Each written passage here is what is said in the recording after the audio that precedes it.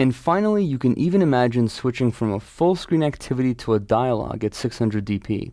Dialogues are often a good way to maintain some context for simpler detail screens, keeping part of the previous screen visible and relieving some of the pressure to fill up the screen with more information. Since an activity's theme controls whether or not it's shown as a dialog, we can switch between themes using resource qualifiers. Here's a quick example of some code for that.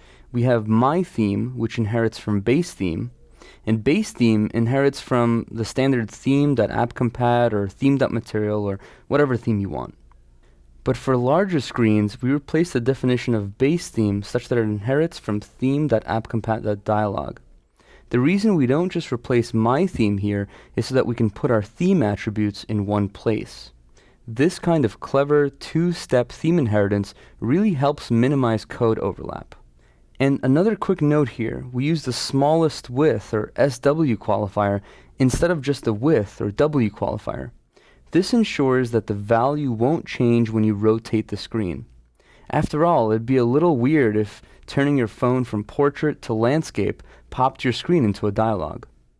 That was an introduction to some of the standard things you can vary in your UI to make better use of space. This is by no means an exhaustive list.